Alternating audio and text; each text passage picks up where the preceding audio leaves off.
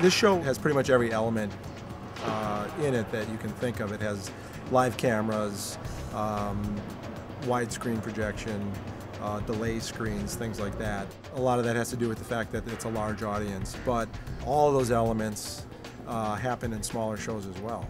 There's 30 or 40 people running around in here. Everyone's got to know what they're doing, what they're supposed to do, what their timelines are, what's expected of them, and that's all the pre-production. The Tri-Marq team has been working for months on a weekly basis. We had to do pre-production for videos that we produce and incorporating that into the bigger picture of the actual event. The client's end goals drive the execution of the show. So that could be audience size, it could be room size, it could be the types of show elements they want, or any combination thereof. So in some cases it'll be, I need to put this many people in this size room. How are you going to deal with that from a technical perspective so they can still have the show they want? One of the strongest things that we do is we put together a great team also. The lighting lead, the audio lead, the video lead are on every single show. They're part of the pre-production, they're part of the planning, and they're in execution on the show. Because Jim and Chris have done so many shows, that comes through in the fact that they tend to give me a responsibility and then expect that I will do it. They actually have a good handle on things to foresee possible issues, making sure that everybody is up to date with as much information as they can before the event actually starts. They can tell us the parameters, we can tell them the equipment, whereas in other situations it's kind of up to us to do all the planning.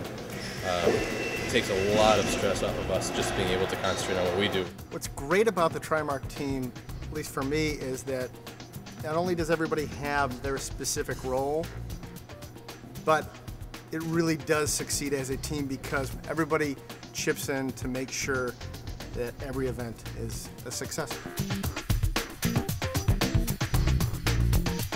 We started at 8 today. The goal was to be done at 6. We're done at 6. Everything's where we want it, everything's in the air, and we're ready for tomorrow.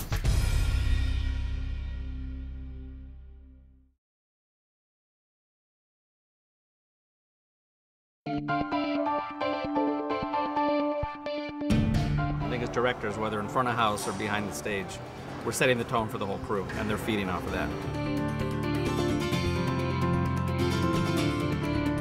We can plan for it, we can pre-produce it, we come in well planned and ready to go, but if there's things out of our control, then we got to adjust to them. There's no substitute for having done it.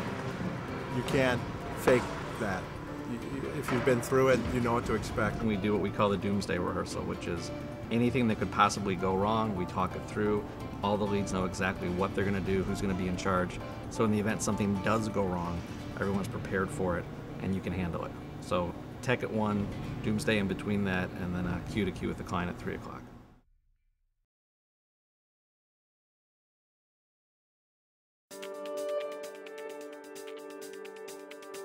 I'm really excited about today. Rehearsal yesterday went so well. It's going to go well. The house lights are working well. The stage wash is up and dialed in. A great setup day, a good tech rehearsal, tweaking yesterday. We're ready for a show today. It's good. Yeah, everything's going great. We're about 2 hours before show. Everything's ready to go. We're just really at this point doing a final tech rehearsal.